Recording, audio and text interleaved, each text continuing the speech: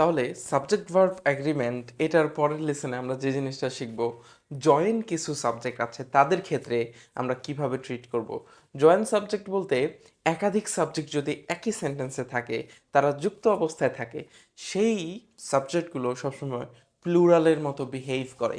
আমি যদি যে কোনো একজন ব্যক্তির নাম বলি রহিম, আমি যদি বলি করিম, অথবা যে কোনো নাম বলি, এই নামগুলো কিন্তু সিঙ্গুলার বোঝাচ্ছে। রহিম একজন ব্যক্তি, করিম একজন ব্যক্তি। সো এই সাবজেক্টগুলো যদিও সিঙ্গুলার, কিন্তু একই সাবজেক্টে যদি তারা উভয় যুক্ত হয়, মাঝখানে যদি অ্যান্ড ব্যবহার হয়, কি ব্যবহার হয়? অ্যান্ড ব্যবহার হয়, তাহলে পুরো সাবজেক্টগুলো, একাধিক যে সাবজেক্ট, সেগুলো জয়েন্ট সাবজেক্ট হিসেবে পরিণত হবে এবং এই সাবজেক্টটা আমরা প্লুরালের মতো ট্রিট করব। তাহলে প্লুরাল হলে আমাদেরকে ভার্বও কী করতে হবে? প্লুরাল করতে হবে। তাহলে সেখানে ইজ নাকি আর ব্যবহার হবে? অবশ্যই সেখানে আর ব্যবহার হবে। যেমন হি এর সাথে ইজ হয়, তাই না? আয়ের সাথে এম হয়। সো হি হচ্ছে ইজ, অর্থাৎ হি একজন ব্যক্তি, তার সাথে ইজ যায়। রহিমের সাথে ইজ যায়, রহিম ইজ, করিম ইজ। কিন্তু যখন আমি রহিম অ্যান্ড করিম বলবো, সেক্ষেত্রে সেটার ইজ না থেকে আরে পরিণত হবে। বিষয়টা কি জটিল মনে হচ্ছে? চলো সোজা করি। যদি অ্যান্ড দ্বারা দুটি সাবজেক্টে যুক্ত করি বা জয়েন্ট সাবজেক্ট বললাম, যেমন আমি যদি বলি রহিম অ্যান্ড করিম, তাহলে রহিম অ্যান্ড করিম এই অ্যান্ড দিয়ে যুক্ত হয়েছে, দুইটা সিঙ্গুলার সাবজেক্ট, কিন্তু এই পুরোটাকেই আমরা একটা সাবজেক্ট হিসেবে ট্রিট করব, আর এই সাবজেক্টটা হয়ে যাবে প্লুরাল। কি হয়ে যাবে? প্লুরাল। তাহলে রহিমকে আলাদা আমরা লিখতে পারতাম রহিম is, Karim is.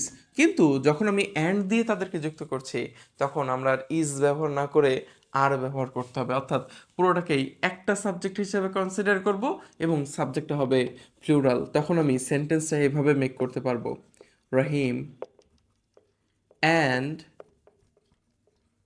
Karim is না ব্যবহার হয়ে হয়ে যাবে আর ফ্রেন্ডস।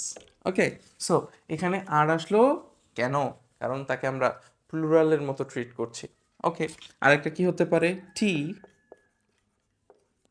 অ্যান্ড কফি ইজ না হয়ে আর অ্যাভেইলেবল। সো আমি বলতে পারি চা এবং কফি, এখানে অ্যান্ড দিয়ে আমি যুক্ত করেছি, চা কফি দুইটা দুই জিনিস। এখন এখানে একটা সাবজেক্ট হিসেবে কাজ করছে এবং সেটা প্লুরাল হিসেবে কাজ করছে। সো এই অ্যান্ড একই কথা, হ্যাঁ।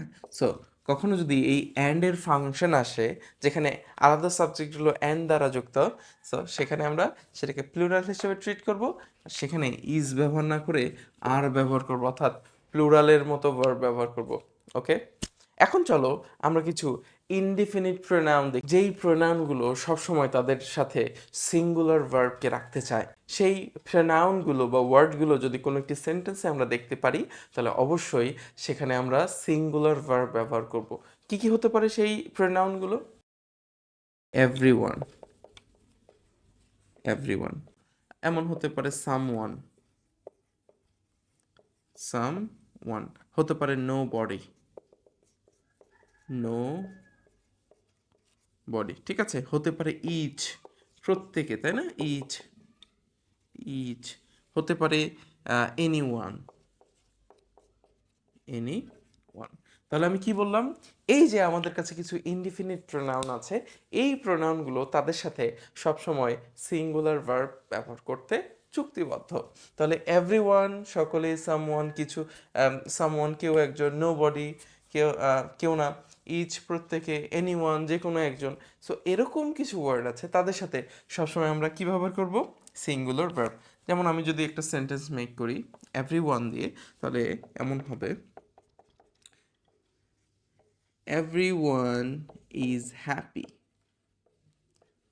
তাহলে এখানে এভরিওয়ান আর ব্যবহার হলো না। কেন? এভরিওয়ান মানে তো আমরা বহু বচন বুঝিয়ে থাকি, কিন্তু তার সাথে সবসময় ইজ ব্যবহার হবে। ঠিক আছে, সিঙ্গুলার ব্যবহার হবে, সিঙ্গুলার ভার্ব। তাহলে everyone is happy. Each student has a book. তাহলে এখানে দেখো, তাহলে এখানে কি বোঝা যাচ্ছে? যে আমরা ইচের সাথে স্টুডেন্টস ব্যবহার না করে স্টুডেন্ট ব্যবহার করেছি, অর্থাৎ ইচ এরকম কিছু থাকলে আমরা সেখানে সবসময় সিঙ্গুলার ভার্বের ব্যবহার করব। আশা করি এই যে ইনডিফিনিট প্রোনাউনের সাথে যে সিঙ্গুলার ভার্বের একটি সম্পর্ক সেটাও তোমরা বুঝতে পেরেছো। পরবর্তী ক্লাসে আমরা সাবজেক্ট ভার্ব এগ্রিমেন্ট নিয়ে আরও পড়াশোনা করব। সেই পর্যন্ত আমাদের সাথে থাকার জন্য সকলকে অসংখ্য ধন্যবাদ।